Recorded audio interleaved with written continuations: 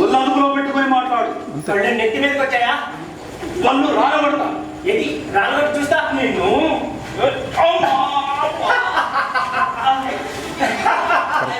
నేను చెప్తే విన్నావా మరి? అబ్బాయి నీకు నాకు గొడవ ఎందుకయ్యా? ఉన్నదే ఇద్దరం హాయిగా సరదాగా సంతోషంగా మాట్లాడుకున్నామే. నేను ఇంత తింటాను. అబ్బా ఇలా అబ్బా అసలు నువ్వు నాతో ఎందుకు మాట్లాడాలి? నువ్వు గాలి ఎందుకు పీల్చాలి? నువ్వు నాతో మాట్లాడతాడు తెలుసా? నా డ్యూటీ నాకు తెలుసులేమో. నువ్వేమిటి నాకు చెప్పేది? అయితే ఎందుకు మాట్లాడుతున్నావు? అసలు నువ్వు నాకు ఎందుకు మాట్లాడాలి అంట? నేను నీ బాబుని. అబద్ధం. నాకు తండ్రి నాకు కొడుకు లేడనుకో. మరైతే నువ్వు ప్రతి పెద్దవాడికి ఓ కొడుకు ఉండాలి, ప్రతి చిన్నవాడికి ఓ బాబు ఉండాలి. నీకు బాబు లేడు, నాకు కొడుకు లేడు. కాబట్టి నువ్వు నా కొడుకుని, నేను నీ బాబుని. నీ కొడుకు నవ్వడానికి నాకు ఇష్టం లేదు. ఇలా గోదాన వెళ్ళడానికి ఇష్టమే ఏంటి? ఓ ఇష్టమే. అదేంటి? భూమి మీద నించోడం కంటే ఇదే కొడు. చక్క గాలిలో ఈదొచ్చు, ఊగొచ్చు. నీ కర్మ. నాతో మాట్లాడమని తెలిస్తే నీకే శిక్ష వేస్తారు. ఓ తెలుసు, గోదాన వేస్తారు. అయితే నేనే కంప్లైంట్ చేస్తా. చెప్పొద్దు. చెప్తా చెప్తా చెప్తా చెప్పొద్దు. చెప్పొద్దు. ఎంత మంచిగా అంటున్నారు కదా, నాకు భయం అవుతుంది.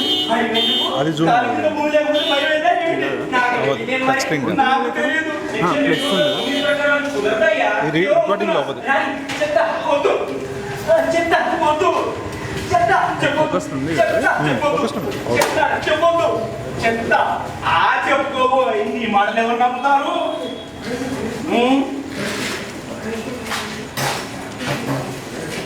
ఎవరు నమ్ముతారు అంట? ఎవరు నమ్ముతారు ఈ మాటలు? ఈ మాటలే నమ్ముతారా మరి? మరి కృతయుగం, త్రేతాయుగం, ద్వాపరయుగం. ఈనాటి వాడినా నా సర్వీసు 4 యుగాలవి. ఏంటి ఒప్పుకున్నావా? ఒప్పుకున్నావా? ఒప్పుకున్నావా? ఏమిటి ఒప్పుకోవడం? నేను చేసినట్టు ఒప్పుకోవు. ఒప్పుకోరు బాబు. నా మాట ఒప్పుకోవు. అదేంటి నా తరఫు లాయర్ కదా, నీ తరఫు అయింది. అయితే నన్ను ఒప్పుకోమంటారు అంతే. నువ్వు నేను చేశానని నువ్వు ఒప్పుకుంటే తర్వాత నువ్వు నేను చేయలేదని నేను వాదిస్తా. ఏమిటి ఎంత పద్ధతి? అంతే. నేను ఎలా చేశాడో తెలిస్తే అలా చేయలేదని వాదించవచ్చు. బాబా మీరు నా తరఫు వాదించగలేదు. వీళ్ళే భూమి పుట్టినప్పటి నుంచి ప్రతి విషయానికి ఎడా బెడా ఉన్నాయి. వాద ప్రతివాదనలు నువ్వు వద్దన్నా నేను వాదించి తీరాలి. దేవుడు నాకు తిండి పెట్టున్నాడు కాబట్టి నేను వాదించి తీరుతాను. ఏమి దేవుడు గారు ఏమిటో ప్రాణాన్ని తోడేస్తున్నాడు. ఏంటి గుమస్తా గారు దేవుణ్ణి తిడుతున్నారు? తిడతానా కొడతానా? లోకంలో ఉన్న మంచి మంచి ఉద్యోగాలన్నీ అందరికీ మంచి పెట్టి ఈ గుమాస్తాగిరి నా గంట కడతాడా? వాడిని ఏం చేసినా పాపం లేదు. జాగ్రత్తలో మీ తిట్లన్నీ స్వర్గంలో వినబడితే మహా ప్రమాదం. సింగినాలని కాదు, ఏంటా ప్రమాదం? మహా తీసేస్తే ప్రాణాలు తీసేస్తాడు. నేను కోరేది అదే. నేను కోరుతున్నాను కాబట్టి అది చేయకుండా ఈ ఉద్యోగం తీసేస్తాడు. మరి మంచిది. ఈ రెండింటి కంటే వాడి మొహం వాడేం చేస్తాడు? ఏమంటే కుమంతారు మాటలు మా త్వరగా వస్తున్నారు. మీరు కాబట్టి ఊరుకున్నాం. మరొకటి దేవుని నిందించి ఉంటే తీసుకెళ్లి దేవుడు పడేద్దామని ఏమనుకుంటున్నారేమో. ఏసా పోవాయి. మన తిట్టు మీద పుట్టించిన చేచమేమీ చెయ్యలేదు. ఇంకా నువ్వు చేసేదేమిటి? బూడిదా. తీసుకెళ్లి జైల్లో పడేస్తే అప్పుడు తెలుస్తుంది నేనేం చెప్పాలో వేస్తావు. వెయ్యి తప్పుంటే కిందకి దించండి. నీ ఏడుపు ఏమిట్రా మధ్యలో? బాధగా ఉంది. కిందకి దించండి బాబు. ఈ లేదు మరి ఇంతకి దించావా?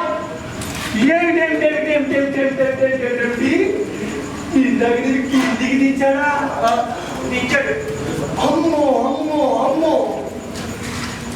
కరాఖండిగా ఖచ్చితంగా డ్యూటీ చేయవలసిన పోలీసు వాడే హద్దు మీరాడు. బాగుంది, బాగుంది నాయన. కటిక పాషాణంలా ఉండవలసిన నీ గుండె కెరగడం వదిలేడితే ఈ దేవుడు గారి రాజ్యం ఎంతో కాలం నిలబడదు. ఏమిటి బాబాయ్ గారు దేవుడిని తీరుస్తున్నారు?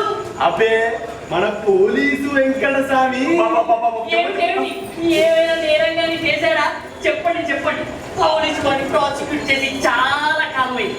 అబ్బే ఆ కుర్రోని కిందికి దించాడట. ఎంత ద్రోహం! సెక్షన్ 6452 డ్యూటీలో ఉన్న పోలీసు ముద్దైన కరుణ చూపించడం కన్స్టబుల్ హోమిసైడ్ కన్నా పెద్ద నేరం.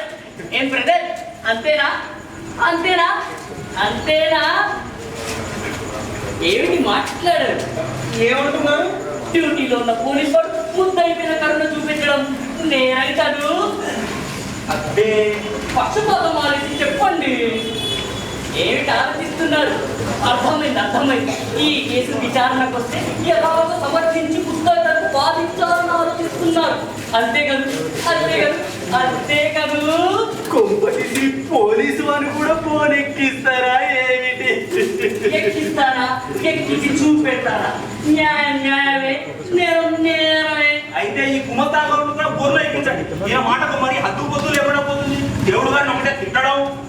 ఎక్కడసారి ఈ కుళ్ళు మోస్తమే అర్థంట. నీ మీద కేసు పెట్టారని ఏడువు గాని నా మీద పెట్టలేదని ఏడుపు ఎందుకో? అవసరమైతే బాబాయ్ మీద కూడా కేసు పెడతాం. ఏమిటి బాబాయ్, ఈ పోలీస్ వెంకట స్వామి కేసులో మీరు నాకు సాక్ష్యం ఇవ్వాలి. చెప్పండి రాసుకుంటా. ఈ పోలీసు వెంకట స్వామి ఈ తరతరాల విద్యార్థిని కోదండం వేలాడు కిందికి దించడం మీరు చూశారు కదూ? నేను చూడలేదు. మొహమాట పడకండి, చెప్పండి. నేను చూడలేదు ముర్రో అంటుంటే. ఇదిగోండి, మీరు మర్యాదకు చెప్తే చెప్పారు, లేకపోతే సాక్ష్యం ఇవ్వడం సర్కారు వారికి సహాయ నిరాకరణ చేస్తున్నందుకు మీ మీద కేసు పెడతాను. మీరు చూడలేదు. ఆ కుర్రవాడు చెప్పగా విన్నాను. ఆ మాట కావాల్సి వస్తే రాసుకోండి. సాక్ష్యం చెప్తాను. అయితే మీరు PW1 అవుతారు. పోలీసు వెంకట స్వామి ఇతనిని కిందికి దించు, ఇతనిని PW2గా నేను వేసుకుంటాను. ఇప్పుడు మీరు కింద దించబడుతున్నారే, ఇది నేరం కాదా? ఇది నేరం కాదు. ఇతగారు నేరస్తుడని రుజువు చేయడంలో మనకి హెల్ప్ చేస్తున్నాడు. నువ్వు దించు. దిగరా బాబు దిగు, దిగరా బాబు దిగు, దిగు దిగు దిగు దిగు నాగా నగను దిగాను మరి నాగో నాగా. మీరే అదృష్టం పోరక్కుర్రేదో. ఎప్పుడు ఈ పోలీసు వెంకట స్వామి నిన్ను దించాడు.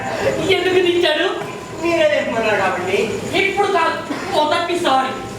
అప్పుడా నాకు పాతగాని కొట్టు. ఏమిటి ముద్దాయితో తగులు సెక్షన్ 1064 ఇంకో నేరం. ఏంటా కబుర్లు? నేనేమో తను కొడుకున్నాడు, తనేమో నాకు బావట. నేరస్తుడైన సొంత కొడుకు మీద నేరస్తుడు అని తెలుసుని దయాదాచినాడు చూపెట్టాడా? సెక్షన్ 5452 ఇంకో నేరం. ప్రాసిక్యూటర్ గారు ఆగండి. పోలీస్ వెంకట స్వామి నేరం చెయ్యలేదని నేను రుజువు చేస్తాను. చేసేదేదో కేసు అసలు కేసేలేండే పెట్టడం ఎందుకు? పోలీస్ వెంకట స్వామి నేరం చెయ్యలేదు సరికదా, పైపెచ్చు సర్కార్కి దేవుడికే సేవ చేశాడు. ఇక కోదండం వేలాడుతున్న కుర్రాన్ని తిప్పాడు అంటే పోలీసు వాళ్ళలో కూడా ముందే దయాదాక్షిణ్యం ఉన్నాయి అని నిరూపించడానికి, ఇక సొంత కొడుకుని కనికరించడంలో అతడు ఒక మహాసత్యాన్ని ఉద్ఘాటించాడు. తల్లికి రాజైనా తల్లికి కొడుకు అన్న సామెతకు ఇతడు ఉదాహరణ. సర్కారు వాళ్ళు రాక్షసుని కాకుండా మనుషులనే పోలీసు వాళ్ళుగా నియమిస్తున్నారని, దేవుడు పోలీసు వాళ్ళలో కూడా దయాదాక్షిణ్యం ముఖ్యంగా పుత్రవాత్సల్యం పెట్టారని ఇతడు తన చర్యల ద్వారా లోకానికే చాటాడు. ఇతడు చేసిన ప్రశంసనీయమైన చర్యకి కనీసం 4-5 మెడల్స్ ఇవ్వాలి.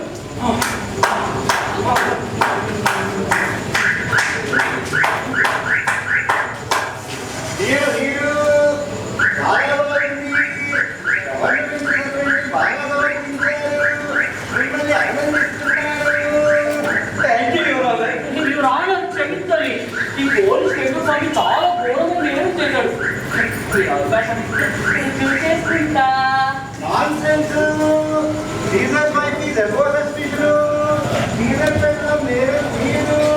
పోలీసు వాడు నేరం చేసి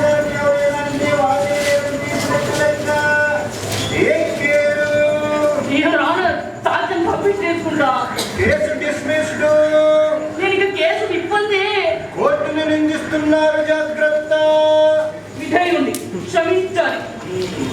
గుమాస్తా కేసులు తీయి, ఒక్కొక్కటిగా పిలువు. ఒక్క క్షణం యువర్ ఆనర్.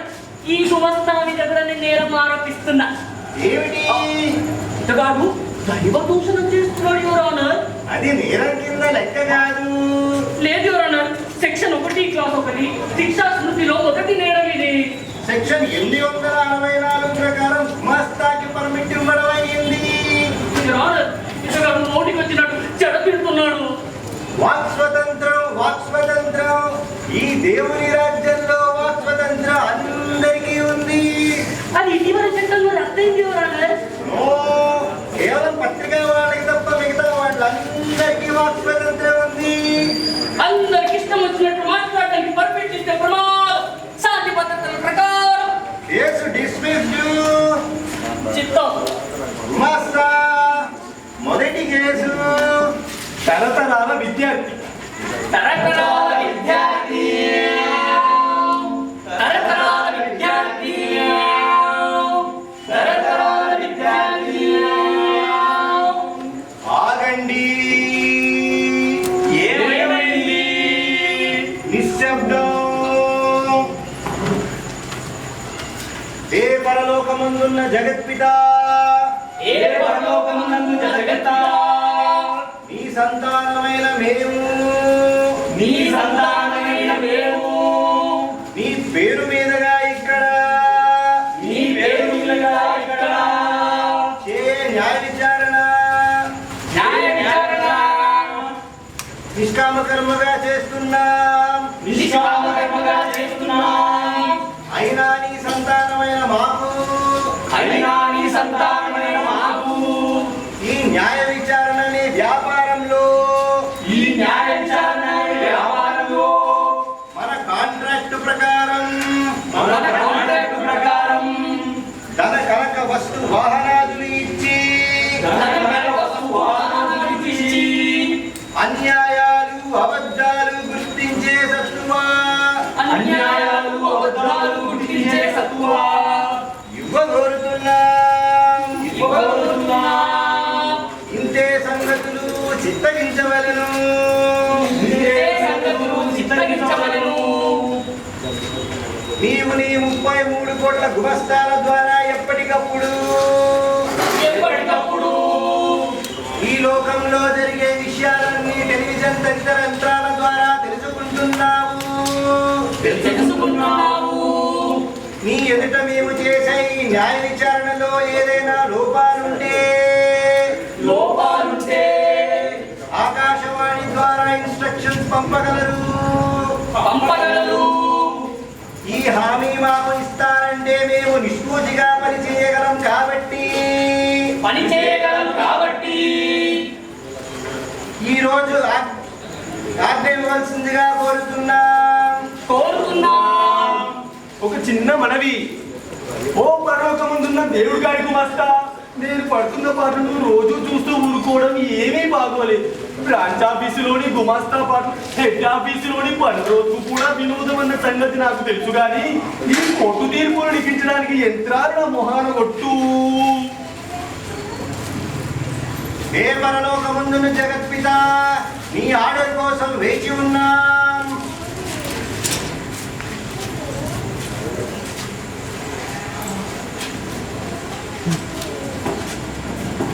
మొదలెట్టండి. థ్యాంక్స్. దేవుడు జిందాబాద్. దేవుడు జిందాబాద్. మిస్టర్ దేవుడు ముర్దాబాద్. సైలెన్స్. మొదలెట్టండి. చెప్పు, దేవుని ఎదుట నేను చెప్పను. చెప్పు, చెప్పి తీరాక ఇంకా నేను చెప్పను. నాకు నమ్మకం లేదు. ఏంటో చెప్పు. మా అందరికి నమ్మకం తగ్గనే చెప్తున్నావు ఏమిటి? లాంఛనాలు లాంఛనాలే. అయితే చెప్పాను పోయా. సరే అనుకున్నాం, కానివ్వండి. నీ పేరేమి? నాకు తెలియదు. చూసారా యువరాణ, తరతరాల విద్యార్థి ముందుకు వచ్చిన వాడు ఇప్పుడు తన పేరేమిటంటే తెలియదు అని అబద్ధాలు చెప్తున్నాడు. అదంతా నాకు తెలియదు. అతడి చేత నిజం చెప్పించే పూచి మీది. శిక్ష మీరు రుజువు చేస్తే శిక్ష నేను వేస్తా. అయితే సరే, చెప్పరా నీ పేరేమి? నేను చెప్పను. చెప్పవు. ఎలా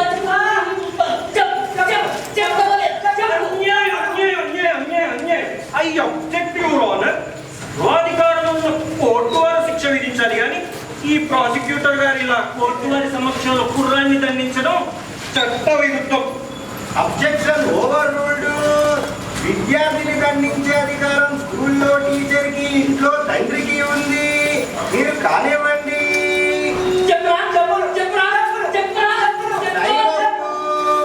నేరం 4 వాక్యాలలో దాఖలు చేసుకోండి. ఈ విద్యార్థిని వాడు చెప్పినట్టునే చూడలేదు. రాజకీయాలు సంబంధాలు పెట్టుకుని చెడ తిరుగుతున్నాడు. మనం ఏర్పరిచిన నియమాల అక్షరాలని సిద్ధాంత పద్ధతిలో తిట్టడం లేదు. సామాజిక ధర్మాలని కాదంటున్నాడు. వీడిని శిక్షించాలి. రానా తను నేరాన్ని ఒప్పుకోవడం మాకు తెలుసు. తను అబద్ధాల కోరని మాకు తెలుసు. కాబట్టి ప్రశ్నించడం మానేస్తున్నాం. యువర్ ఆనర్, ముద్దాయి నేరం చేయలేదని నేను రుజువు చేస్తాను. ఆదిలో మంచికి చదువు రానప్పుడు నిన్న నేర్చుకున్న విషయం నేడు మారిపోతూ ఉండేది. నిన్నటి పాపం ఇవాళ పుణ్యం, నిన్నటి మంచివాడు ఇవాళ చెడ్డవాడు. కాబట్టి నిన్నటి గొరవడి వాళ్ళ ఏసు సాంగం వాదించనివ్వండి. యువర్ ఆనర్, టైం లేదు. నాకు ఇదొక్కటే కేసు అనుకున్నారా? మీ ప్రతివాదాన్ని దాఖలు చేసుకోండి. మీరు తీర్పు చెప్పాలి.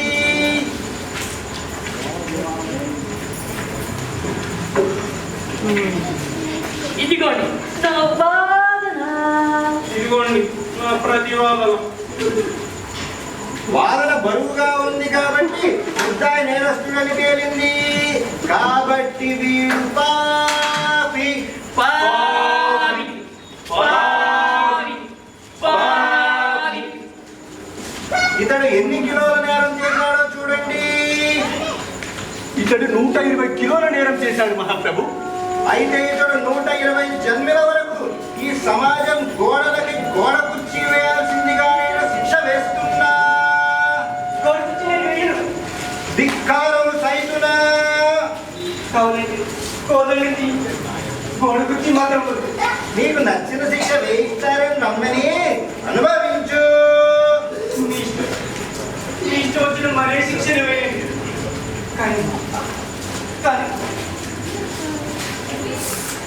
గోడకుర్చీ మాత్రం వద్దు. ఈ సమాజ గోడలు చాలా పాత, చముడు రాళ్ళు, యుద్ధాల బాణాలు ఈ సంస్కరణల గాలి దుమారానికి దెబ్బతిన్నాయి. ఇవి నేడ రేపు పడిపోతాయి. నాకు తెలుసు ఈ గోడలు నా మీద పడతాయి. ఈ గోడలు నా మీద పడి నేను చచ్చిపోతే మీ అందరికీ సంతోషం. అసలు అసలు అసలు ఇవి గోడలే కావు, జగన్నాటక రంగంలోని సైడ్ కట్టెలు. వీటికి దన్ను దాపులేవు, తంతే పడిపోతాయి. వీటి నాన్నబడి గోడకొచ్చి ఎలా వేయమంటారు ఏమరా? ఈ తప్పు ఇది తప్పు చేయక ముందు ఉండాలి. గుమాస్తా, రెండో కేసు దరిద్రాల దానయ్య. దరిద్రాల దానయ్య, దరిద్రాల దానయ్య, దరిద్రాల దానయ్య.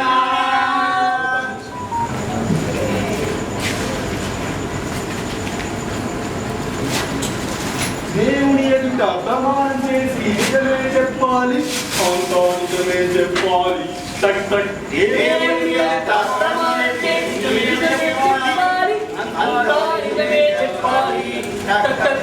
దేవుని ఎదుట ప్రమాణం చేసి నిజమే చెప్తాను, అంతా నిజమే చెప్తాను. టక్ టక్. ఏ పాటలుగే? దానయ్య గారు, మీ పేరేమిటండి? అభిమానంతో దరిద్రాల దానయ్య అనిపిస్తాడు బాబు. మీ తండ్రి పేరేమి? కాదంటానా? అయితే సరే, మీ గురించి మాకు తెలుసు, మా గురించి మీకు తెలుసు. ఇక లాంఛనాలకు అవును, ఎందుకు? మీరు మొన్న తింటున్న అన్నంలో కొంత ఎవరో ముష్టి వాడికి దానం చేశారు కదా?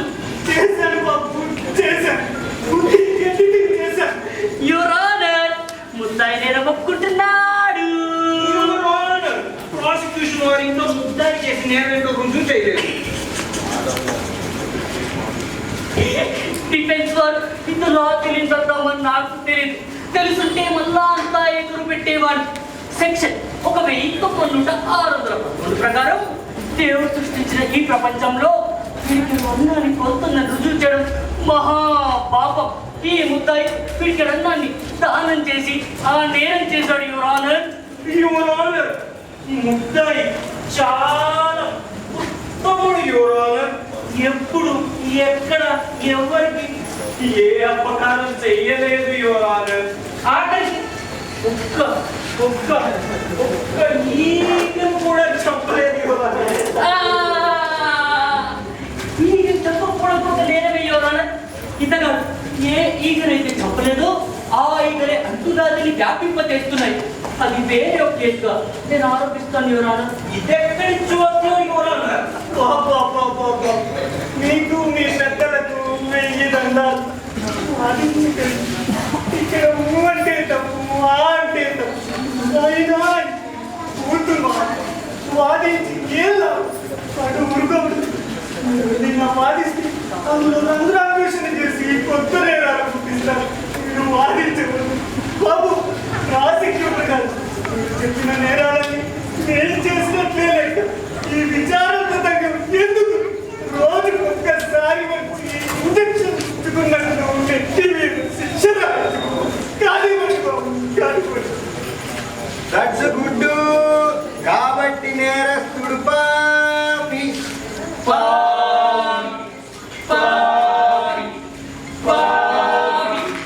దానయ్య, రేపు రావయ్య శిక్ష రాస్తాను. అలాగే బాబు. ఇవాళ రేపటి రేపే రాత్రుగా. తరువాతి కేసు శాశ్వత శాసనసభ్యుడు గారు.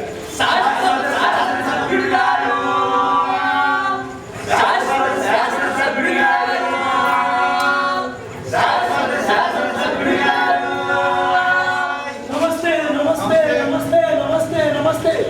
నాకు అసలే టైం లేదు. మళ్ళా పోయి హోటల్ సంఘం మీటింగ్ లో మాట్లాడాలి. నా మీద ఏదో కంప్లైంట్ వచ్చిందంటగా, లేదో జల్దీ కానీ. ప్రాసిక్యూటర్ గారు ఆయన మీద నేరమేమిటో చూడండి. ఈయన శాశ్వత శాసన సభ్యుడు గారు ఎన్నికల వాగ్దానాలు నిలబెట్టుకోలేదని కేసు. అదో యువర్ ఆనర్, ముద్దాయి ఉండవయ్యా మధ్య నువ్వొకటి నేనే వాదించుకుంటా. అయ్యో ఏడవైతే నేను, ఏడవైతే కోర్టు వారికి ఘనకార్యంగా చెప్పుకునేది ఏంటంటే నా మీద తీసుకొచ్చిన కేసులో ఏ మాత్రం నిజం లేదు. నేను ఎన్నికల వాగ్దానాలు నిలబెట్టుకోలేదని గుండా కోరనే మాట సభలో వాడొచ్చని శాసనసభ్యుడిలో ఉంది. అందుకే వాడుతున్నాను. ఇంకా ఏంటంటే నేను ఎన్నికలప్పుడు ఏ వాగ్దానం చేసినా నాకు గుర్తుంది. నేను చేసిన వాగ్దానాలన్నీ సభ్యులైన ఏడాదిలోనే నెరవేర్చినాం. నేను చేసిన వాగ్దానాలు ఏంటయ్యా అంటే మా తమ్ముడికి ఉద్యోగం పెట్టిస్తాను, పెట్టించాం. మా తమ్ముడికి సర్కారు సొమ్ముతో ఉందా పెట్టిస్తాను, పెట్టించాం. మా చిన్నమ్మ కొడుకు బస్సులు చేసిస్తాను, చేసిచ్చినాం. మా చిన్నమ్మ తోటి కూడా కొడుకు సిమెంట్ ఫ్యాక్టరీ పెట్టిస్తాను, పెట్టించాం. ఇవన్నీ చేసినా లేదా? ఇంకా ప్రజలు నా మీద నేరం ఆరోపించడానికి ఎవరికి గుండెలు లేవా? ఇలాంటి ప్రజలకు ఇచ్చిన వాగ్దానాలు అంటారా? సాగత 624 ప్రకారం ఇంట గెలిచిన తర్వాత నచ్చగలవాలి. నీకు ఇంటనే గెలవలేదు. ఇంత చేసినా మా చుట్టాలందరూ గుర్తునే ఉన్నారు. కాబట్టి ప్రజలకు ఇచ్చిన వాగ్దానాలు నెరవేర్చవలసిన కాలం ఇంత రాలేదు. అది వచ్చిందని నిలవగానే నాకెవరు చెప్పనక్కర్లేదు, నేనే నెరవేరుస్తాను. అందాక సెలవు మళ్ళా పోయి ఉడవ సంఘం మీటింగ్ లో మాట్లాడాలి. నమస్తే నమస్తే నమస్తే నమస్తే. తరువాతి కేసు అన్నదానాల ఆగర్భ శ్రీమంతుడు గారు.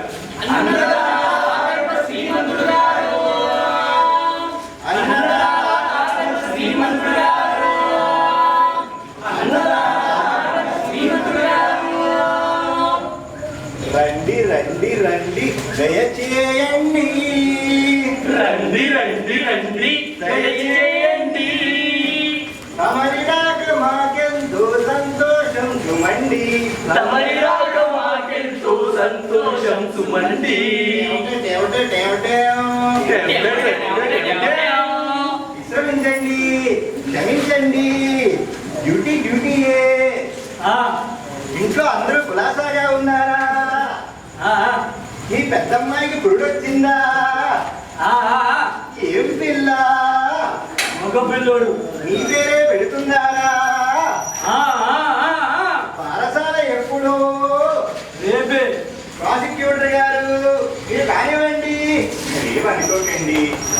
లంచరాని ముద్దాయి గారు సెక్షన్ 1911 ప్రకారం నేరం చేశారు. గుర్తుంచునే దేవుడు సృష్టించిన ఈ ప్రపంచంలో పిడికెడు అన్నాన్ని కొడుతుందని అర్థం వచ్చేటట్టు బిడ్డలకి అన్నదానం చేశారు. ఎవరన్నారు అసలు ఇందులో కేసే లేదు. ముద్దాయి గారు ఒక పిడికెడు అన్నం కన్నా ఎక్కువే దానం చేశారు. దేవుడు సృష్టించిన ఈ ప్రపంచంలో కడుపు నిండా అన్నానికి కోరిక ఉందని అందరికీ తెలుసు. ఒక పిడికెడు అన్నదానం చేస్తే సెక్షన్ 1996 ప్రకారం కేసు పెట్టొచ్చు. కానీ ముద్దాయి గారు ఒక పిడికెడు కన్నా ఎక్కువే దానం చేశారు కాబట్టి ఈ సెక్షన్ వర్తించదు. కావున మీ కేసు చెల్లెలు ప్రాసిక్యూటర్ గారు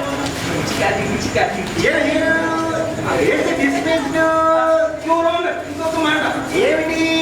ఈ కేసులో మా క్లయింట్ పరువు నష్టం కలిగింది కాబట్టి కోర్టు వారు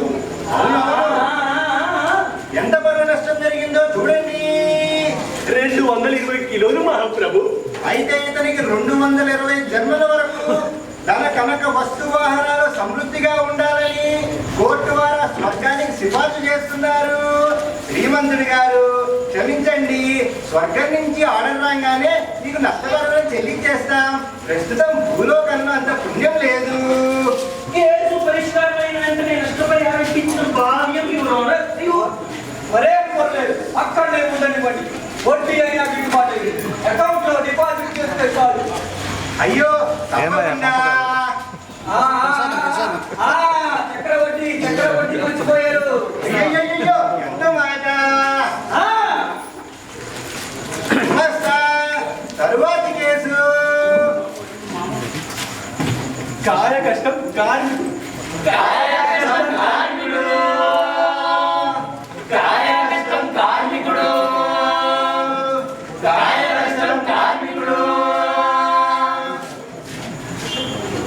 ఇతడు చేసిన నేరం ఏమిటో చెప్పండి.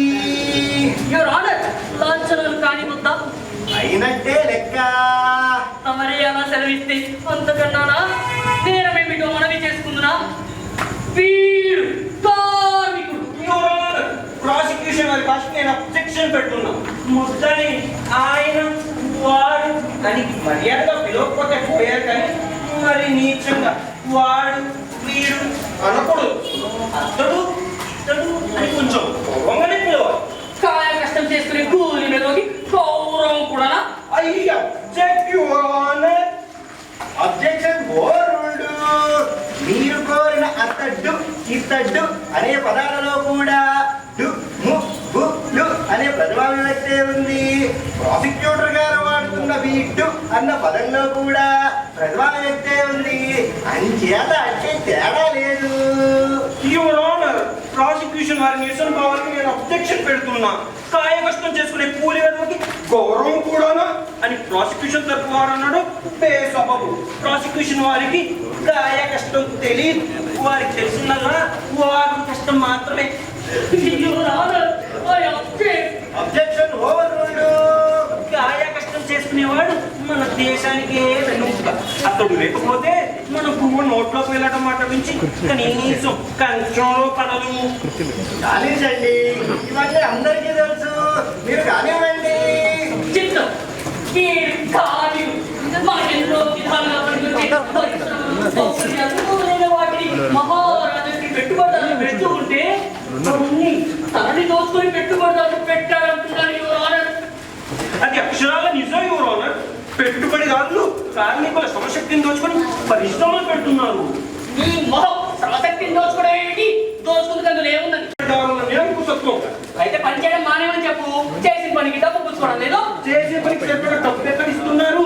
డబ్బు చదవడం లేదు కనుక ఇప్పుడు ఇచ్చేదాకా పని చెయ్యం అని అంతా కలిసి కట్టుగా అడిగితేనేమో దాన్ని సమ్మె దేశద్రోహం అని మీరే ఆరోపిస్తున్నారు. ప్రాసిక్యూటర్ గారు, డిఫెన్స్ గారు, మీరు విచాంధ్రంలోకి వెళ్తున్నారు. దయచేసి కేసు ఏమిటో వాదించండి. చిత్తం నేను కేసే వాదిస్తున్నాను. ఈ మరగాడి గుడ్డు గుడ్డా శ్రమశక్తి అని మొదలు పెట్టాడు. కార్మికుడు ఈ పరిశ్రమ నుండి ధనతీయంటున్నారు.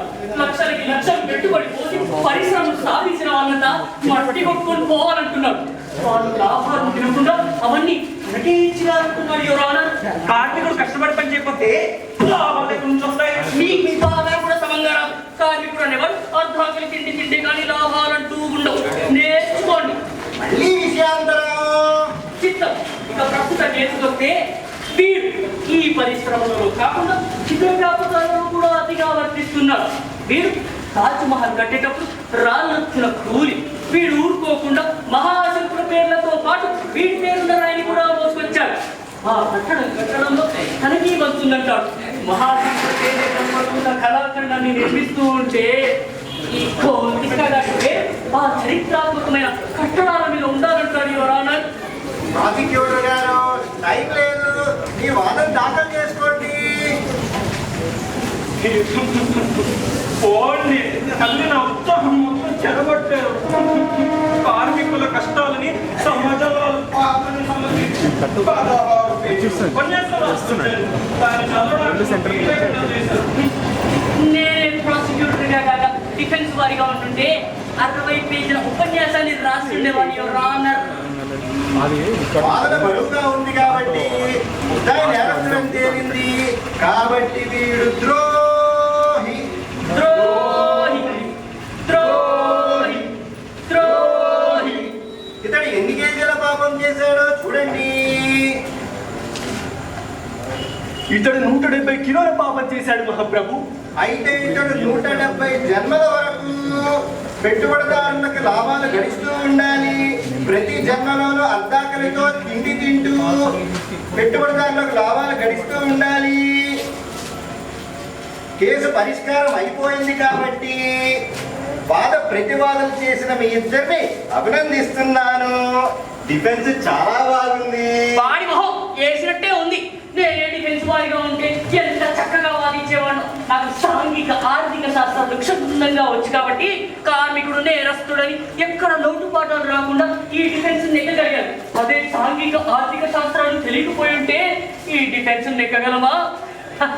ఏదేమైనా నేను ఏ తరపున వాదిస్తే ఆ పక్షం చాలే సంబడం. ప్రాసిక్యూషన్ అఘోరించినట్టే ఉంది. నేనే ప్రాసిక్యూటర్ అయితే ఎంత ఘాటుగా నేరం ఆరోపించేవాడిని. నా నేరారోపణ విన్నాక ముద్దని ప్రతి జన్మలోనూ ఊరి తీయాలని జడ్జి కనిపించినట్టు వాదించను. సరే సరే సరే ఆపండి. తరువాత కేసు. ప్రతి సృష్టికర్త శాస్త్రవేత్త.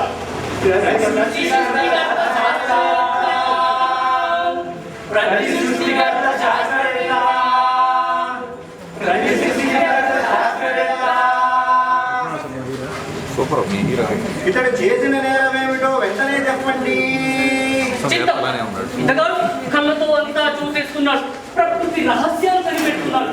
మునులకు ఋషులకు సాధ్యం కాని మాని అష్టసిద్ధులు కనిపెడుతున్నాడు. కనిపెట్టి తన్మట్టుకు వాడుకుంటే బాగుంది కానీ ప్రతి అంచమెదోకి అందుబాటులోకి వచ్చేటట్టు చేస్తున్నాడు. దూరదృష్టి, దూరగమనం, దూర శ్రవణం వాటిని కావచ్చోక వాటిని చచ్చుతోక చేస్తున్నాడు. అదృష్టవశాత్తు వీడు కనిపెట్టినవని మనం పెట్టేవాడు కొనేసి సొంతం చేస్తున్నాడు కాబట్టి సరిపోయింది. లేకపోతే మీ నేరం ఏమిటో వాదన ఏమిటో మళ్ళీ చెప్పండి. చిత్తం ఇతగాడు కళ్ళతో అంతా నిప్పులన్నీ కనిపెట్టేస్తున్నాడు. అందరికీ చెప్పేస్తున్నాడు. పెట్టుబడిదారుల మీద చాలా ద్రోహం చేస్తున్నాడు. వీటిని శిక్షించాలి యువర్ ఆనర్. ప్రాసిక్యూటర్ గారి మట్టి గుర్రకి నాతో ఉచిత సలహా. శాస్త్రజ్ఞుడు ఇంకా నేరస్తుడని రుజువు కాలేదు కాబట్టి ప్రాసిక్యూటర్ గారు నిజంగా శాంతి పద్ధతుల నిమిత్తం శాస్త్రజ్ఞుని అదుపాజ్ఞంలో ఉంచాలంటే ఆయన మెదడుని కట్టుదిట్టం చేయమని నా సలహా. అమ్మో, శాస్త్రజ్ఞుని మెదడుని ఉపాధ్యాయ పెట్టడమే వీల్లేదు. ఇతని మెదడుకి సంపూర్ణమైన స్వాతంత్రం ఇవ్వాలి. అప్పుడు కానీ మన పెట్టుబడిదారులకి 100కి 1000 రెట్లు సంపాదించే యంత్రాలను కనిపెట్టదు. అప్పుడు కానీ నగరాలు చుట్టుకుపోయే ఆటోబాంబులు లాంటి మానవ యంత్రాలను కనిపెట్టాడు. మన సమాజానికి ప్రాణవాయువైన మహారాజుకి పెట్టుబడిదారులకు కావాల్సిందంతా ఈ శాస్త్రజ్ఞుడు కళ్ళు మూసుకొని కనిపెట్టాలి యువర్ ఆనర్. అదే కావాల్సింది. ఏసేమిటో మళ్ళీ చెప్పండి. యోగ రహస్యాలు ప్రజలకు చెప్పేస్తున్నాడు. అందరికి అందుబాటులో చేస్తున్నాడు. అందుచేత సృష్టి రహస్యాలు బోధపడిన జనాలు పెట్టుబడిదారులను తిరగబడుతున్నారు. దానివల్ల పెట్టుబడిదారులకి తద్వారా దేవుడికి నష్టం కలిగించే పనులు చేస్తున్నాడు. కాబట్టి వీడు యువర్ ఆనర్, ముద్దాయి శాస్త్రజ్ఞుడు పెట్టుబడులకు పరమవిధేయుడుగా పనిచేస్తున్నాడని నేను రుజువు చేస్తాను. మానవ యంత్రాలు కనిపెట్టడం మొదలైన వాటిలో మొదలైన విషయాలలో శాస్త్రజ్ఞుడు విధిలేక పెట్టుబడిదారులు ఆడలో ఉన్నాడు. తగిన శాస్త్రాలలో మానసిక శాస్త్రం, ఆర్థిక శాస్త్రం, సాంఘిక శాస్త్రం మొదలైన విషయాలలో కూడా పెట్టుబడిదారులు గీసిన గిలోనే. దైవపు మీ వాద ప్రతివాదం దాఖలు చేసుకోండి. డిఫెన్స్ గా వాదించాలంటే నాకు చాలా రావట్లేదు. ఎవరన్నారు మీరు వాదించాలనుకుందంతా ఒక కాగితం మీద రాసి నాకు ఎందుకు ఇవ్వకూడదు? అనుకోండి, కానీ నోడారా చెప్పొద్దు. ఇదిగోండి నా నేరారోపణ. ఇదిగోండి నా ప్రతివాదనం. శాస్త్రజ్ఞుడు ఏ పెట్టుబడిదారు డబ్బులతో పరిశోధన చేస్తున్నాడో ఆ పరిశోధన పెట్టుబడిదారుల యొక్క విలాసానికి ఉపయోగించాలనుకుంటున్నాడు. కాబట్టి ఇంత స్వామి ద్రోహం చేసిన వీడికి శిక్ష ఇన్ని జన్మలని కాకుండా ప్రతి జన్మలోనూ పడేలా నేను పెద్ద శిక్ష వేస్తున్నా. ఇతడు కనిపెట్టిన వీడినే తినేస్తాయి. ఇతడి భాష ఎవడికి అర్థం కాకూడదు. ఇతడు స్వతంత్రుడిగా ఎప్పుడూ ఉండకూడదు. ఇంకా వీడి మీద చాలా శిక్షలు నేను వేస్తాను. ఇవన్నీ లిఖించడానికి వీరి నుత్తు మీద లిఖించడానికి మన దగ్గర సరిపడా యంత్ర పరికరాలు లేవు. కాబట్టి వీడు పుట్టినప్పుడే శిక్షణతో పుట్టించమని ఆ స్వర్గానికి నేను సిఫార్సు చేస్తాను. అంచేత చివరిగా నేను చెప్పేది వీడు ద్రోహి. ద్రోహి ద్రోహి ద్రోహి. ఎంతో పెద్ద శిక్ష నుదుటి మీద రాద్దామని ఎన్నాళ్ళ నుంచో సంబరపడిపోతున్నా.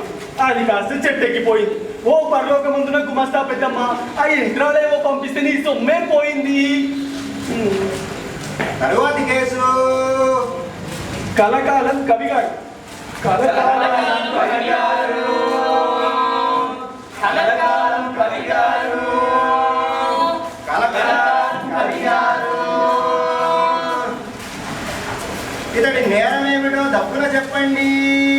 చిత్తం ఒకటేమిటి, ఒకటో సెక్షన్ దగ్గర నుంచి 16,64,72,432 దాకా ఎన్ని సెక్షన్లు ఉన్నాయో అన్ని రకాల నేరాలు ఇతగాడు చేశాడు.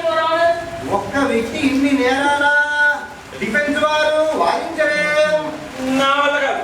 తల్లిదండ్రులు వాదించాడు, నేను వాదించను. డిఫెన్స్ లేకుండా కేసు ఏమిటండి? వాదించండి. నా ఎత్తుదలం కోసం నేను వాదించను.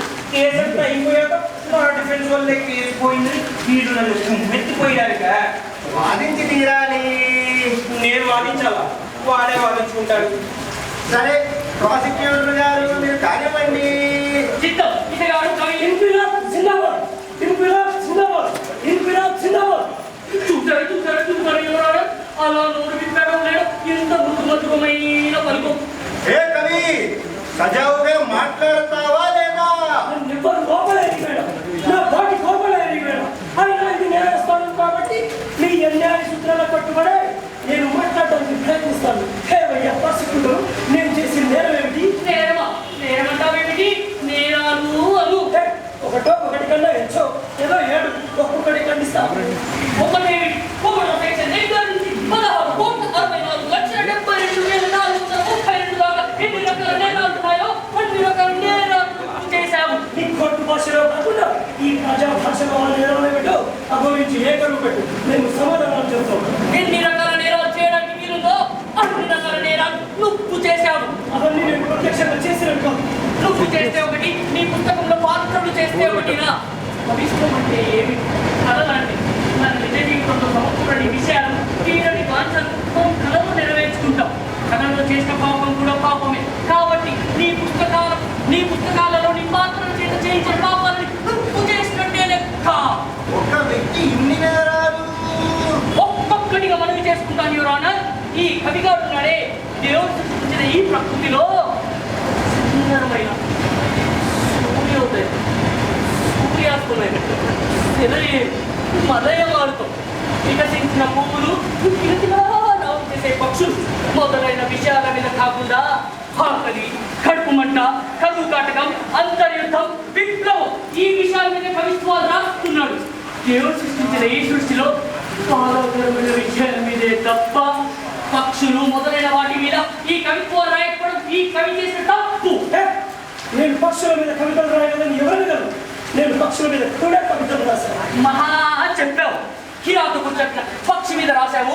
పంజరంలో గిలగిలా కొట్టుకుంటున్న పక్షిని కార్మికుడితో సరిపోల్చావు. అంతేనా? నా ఇష్టం వచ్చినట్టు రాస్తా. నువ్వెవడి మధ్య అడ్డడానికి? నా కళ్ళకు ఏది కనబడితే దాని మీద రాస్తా. నా కళ్ళకు చాలా కనబడుతున్నాయి.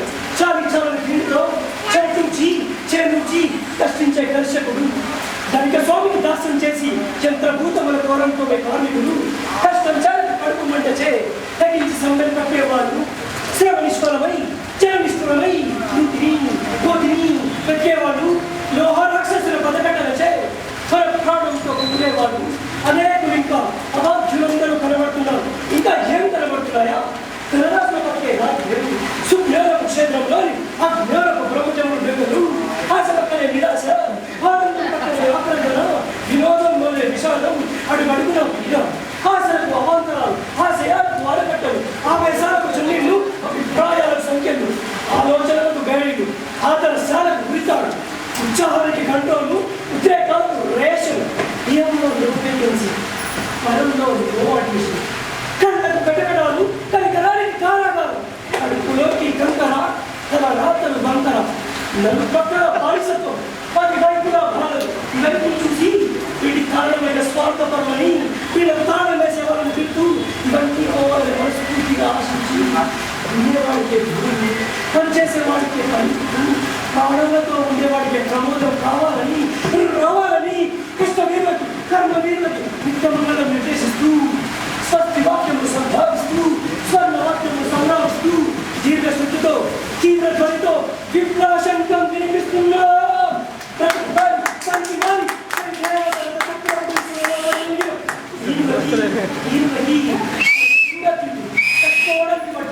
చండి భక్త ప్రేమ తిరుగుబాటు ఇచ్చే సంఘం కోసం కలవడుతున్నాం. జాతి పతాక నా గీతం, శివ పతాక నా ప్రాణం, మహారథం కదిలింది, మహారథం పగిలింది, జగన్నాథ జగన్నాథ జగన్నాథ జగన్నాథ రథ చక్రం పుట్టిస్తా, భూకంపం పుట్టిస్తా.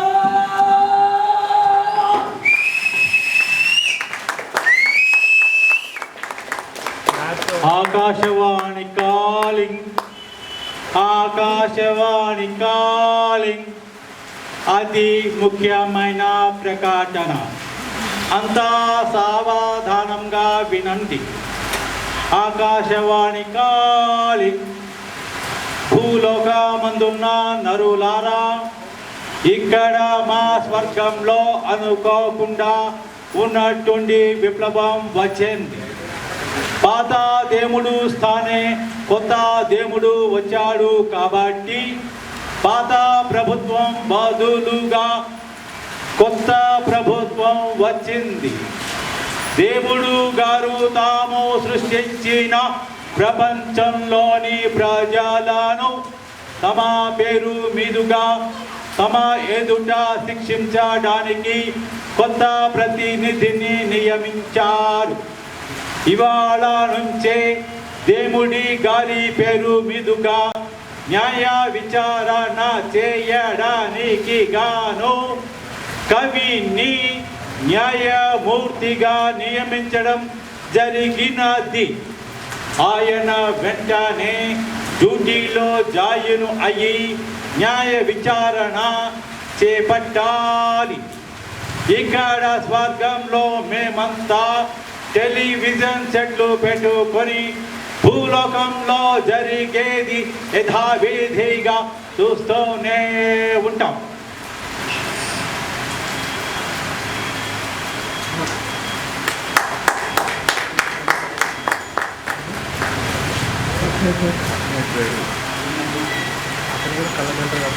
కవి న్యాయమూర్తికే జై, కవి న్యాయమూర్తికే జై, కవి న్యాయమూర్తికే జై.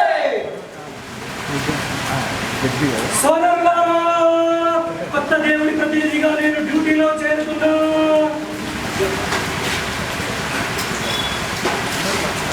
గుమస్తా కేసు తీయి, ముద్దాయిని పిలో, నేరం ఆరోపించు. యూరాను క్షమించాలి. ఎలాంటి వారి మీద కేసు తీసుకురావాలో, ఎలాంటి నేరాలు రుజువు చేయాలో తెలియక వన్నట్టు మారింది కనుక మరేం భయం లేదు. మీదైనా ఎవరైనా నేరం ఆరోపించవచ్చు. దేశద్రోహులను మేము కనికరించం. ఎవరి మీద ఎవరైనా నేరం ఆరోపించబడతా అయితే నేను 100 మంది మీద నేరం ఆరోపించనా? అరే అది జడ్జి గారు తప్పు తప్పు కూడదు.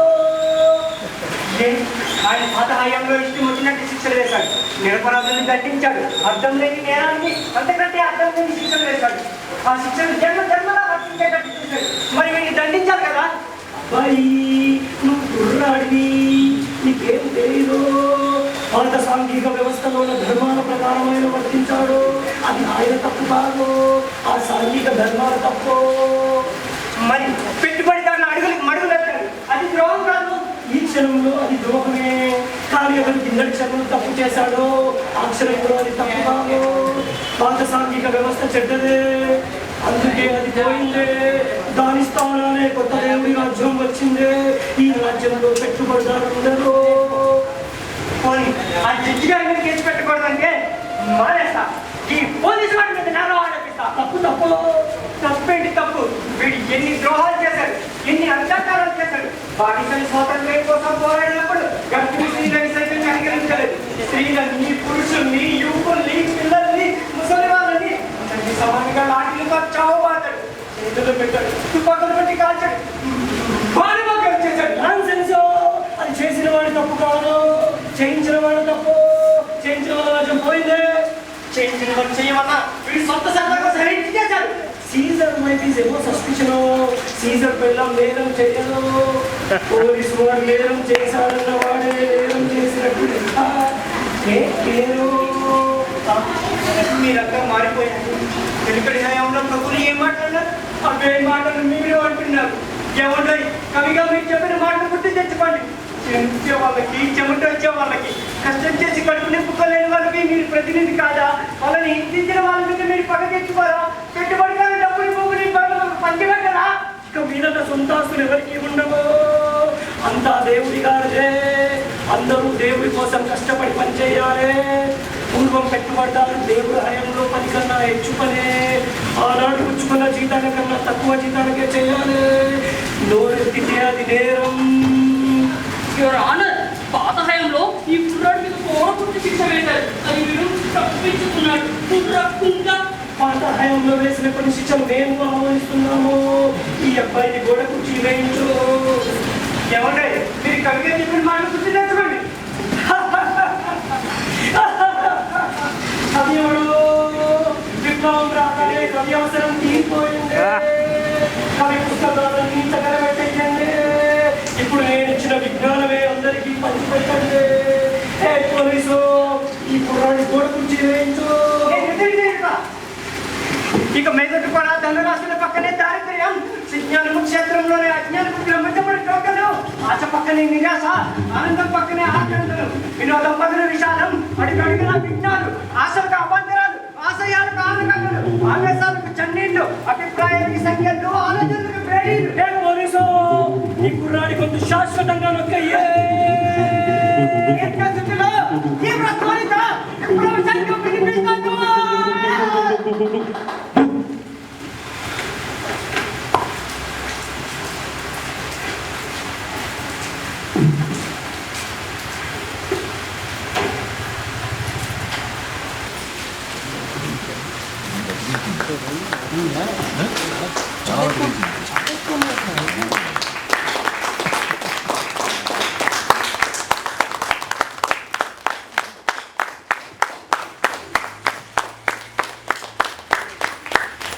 ఇంత జోరును వర్షం పడుతున్న నాటకం మీద అభిమానంతో ఇక్కడికి వచ్చి వీళ్ళందరినీ ఆశీర్వదించినందుకు మీరందరూ వాళ్ళకి చప్పట్లు కొట్టండి. ఓకే, ఈ నాటికలో పరిచయం: భానుప్రకాష్ భటుడు, పోలీస్ అధికారి; సంతోష్ జడ్జి; నవనాథ్ రెడ్డి కవి, న్యాయమూర్తి; పవన్ కళ్యాణ్ గుమస్తా;